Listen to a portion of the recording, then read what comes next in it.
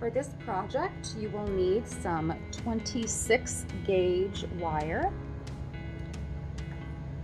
some 18 to 20 gauge wire, some cone nose pliers, that's the rounded edge, some wire cutters or a sharp pair of scissors,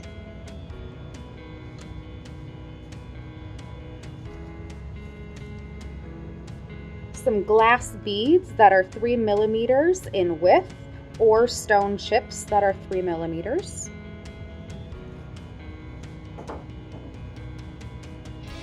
and a round surface. I will be using a shaving cream bottle. Anything that is slightly larger than a quarter is good. We're going to begin with our 18 to 20 gauge wire and take about the length of our forearm. Cut it with those wire cutters. And then we're going to take another the same length.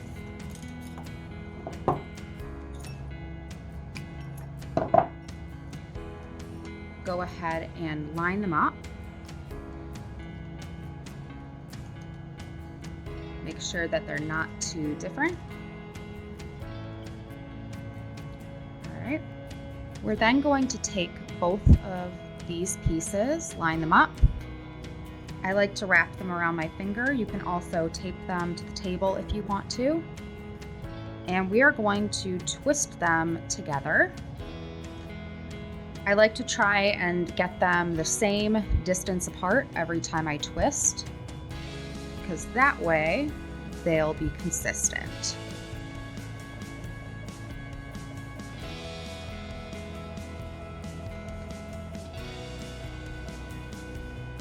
As you grow closer to the end, you can also use this method where you just cross over and cross under and flatten.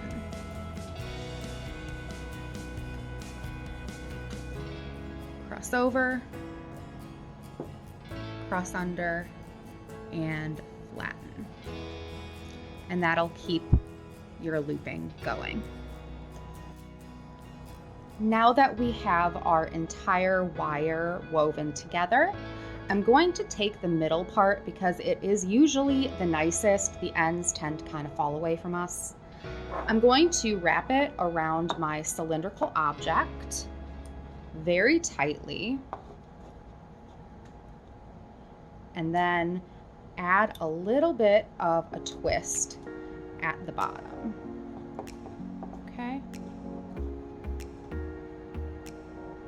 Bringing one to the side and one north in an L shape, like so. I'm gonna take that off. Don't worry about keeping the circle perfect. We are going to be reforming that throughout, but we're gonna get that wire down to where the L is meeting at a corner. And we're going to take the needle nose pliers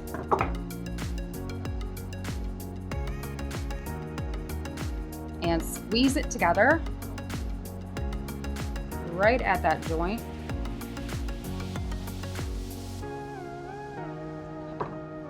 So that's going to keep it from moving too much. We're then going to start bending the top part down into a loop around the needle nose pliers.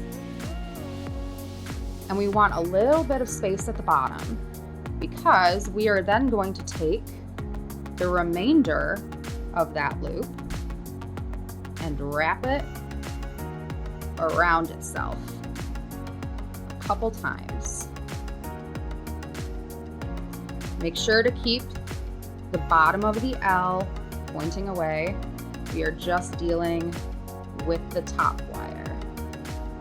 Once you think you've had a few sufficient rounds, go ahead and take your wire cutters, clip off the excess of the top wire.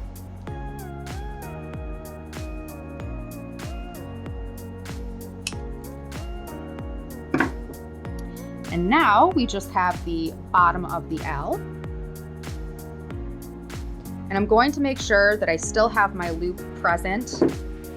I want it to be very pronounced. So you can always go back in with that one looper around the circular end and just make sure it's still round. We're then going to take this end, and I'm going to use the needle nose pliers to help me on this. We're going to wrap pretty tightly around the rest of that bottom. Okay. And then I'm going to tuck the ends underneath and around either edge in a V. And then I'm going to flatten it on either side. You can also shave these down if you wish. I find that metal nail clippers have a file in them that does work pretty well. All right, and then to reestablish the circlet, I'm going to put it back on my cylindrical object. And there we have step 2. At step 3, and we are going to be prepping the Tinier Branches using our 26 gauge wire. And we're going to be cutting 8 pieces that are about 6 to 8 inches long. I'm just lining it up. And then using the wire cutters to do that. Now, if you want more branches, you can add more strands. I recommend only going up to 12, however. For step 4, we are going to take one of our tiny wires. We are going to thread it through the big loop.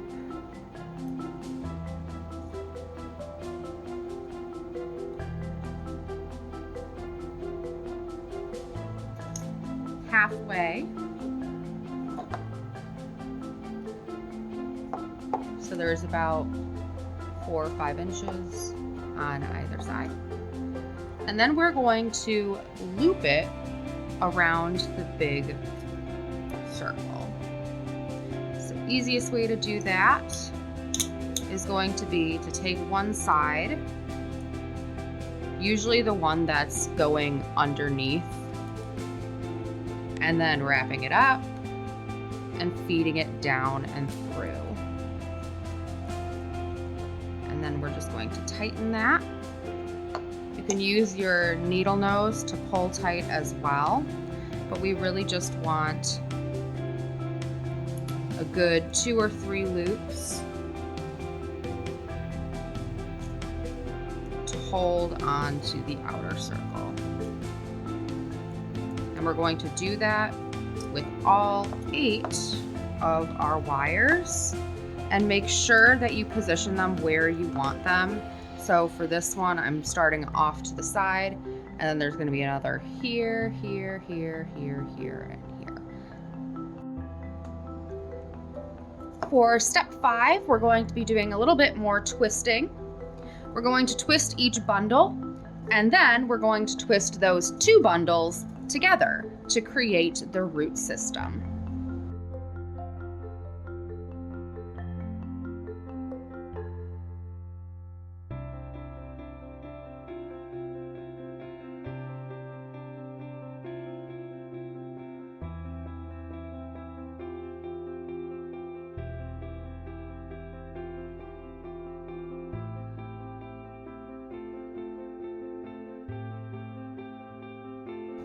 All right, so at the end, we should have 4 of these double twists. Let's get to it. All right, we have all of our base roots done. So we're going to start step 6. And to do so, we're gonna slide it off of our cylinder. And it's time to create the trunk. So we're gonna take all of these pieces and we're going to align them upward. And then we're going to straighten them together. Beautiful root system. And we're going to braid them together. I'm going to take these two and then put this one over and in between. And then this one over. And you can play around with this however you like. But in the end, we're going to end up twisting it into a trunk. Just rotate it around itself. And you want to do that about halfway up to the circle. And then we're going to adjust this bottom here. And I find that using the needle nose pliers work best for this. And you can shape that root system however you like. I like mine to be super wavy.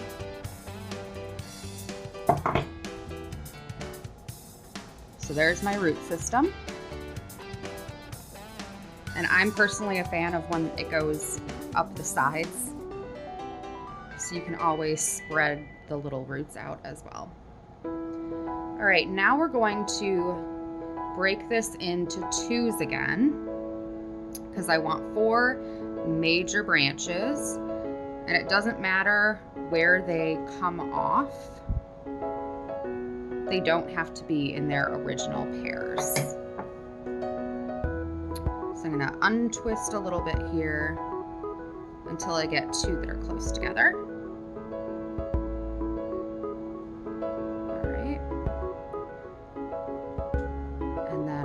To twist those together to start a branch. And then once you have one of the big branches, then you can move into the little ones, and that's where we're going to be putting our beads. So once again, I'm going to take 2.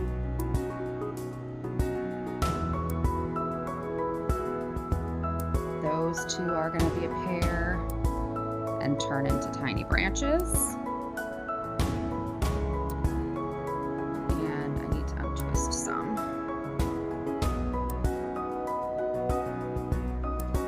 These 2.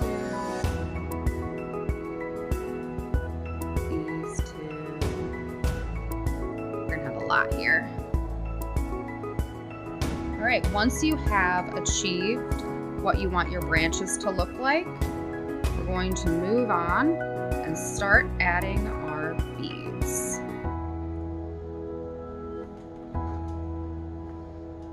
And I'm going to take my beads and one by one I'm going to loop them onto the wire.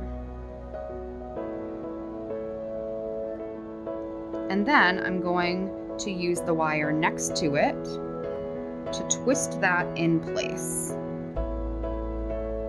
So right above the bead, hold that in place, and then twist the wire. And that's so all the beads are held in their own little sphere. So let's get to beading. When you've finished the end of one of your branches, for example, this one's not going to have a ton on it, I'm going to add one more bead.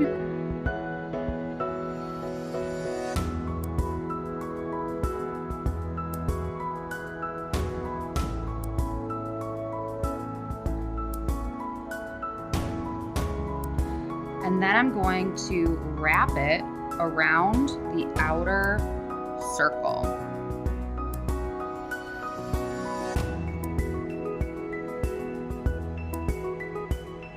A couple of times.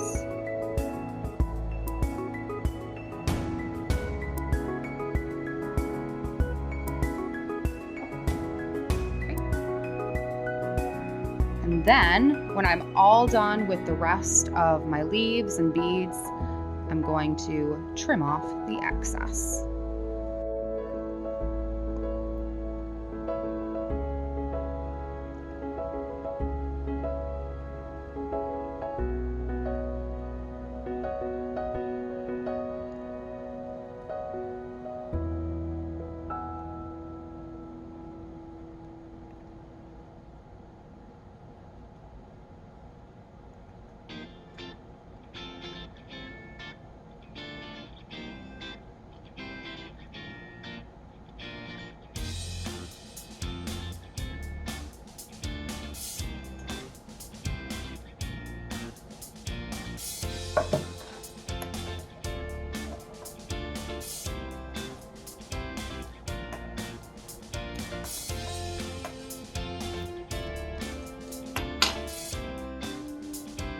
We are on to the final step.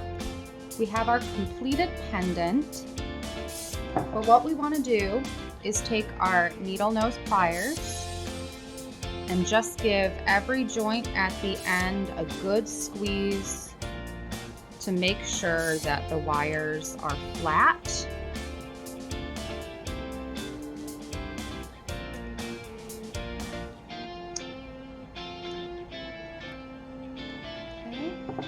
And then I'm going to take my little nail shaver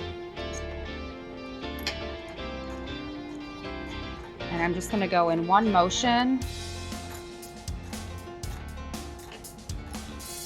and shave the ends a little bit. It smooths it out so it doesn't hurt against your skin. Otherwise I'd have cuts right now. And then you can go in either with your fingers or your needle nose pliers. And you can just adjust the limbs, adjust the roots, really up to you. I think that turned out really, really well. And for the final touch, I'm going to be adding a chain in matching color. If you're ever looking for cheap chains, the jewelry department of Hobby Lobby, I got this for $1.79. Very cheap product. And here's the front. I'm just going to put that right through the loop. And there we go.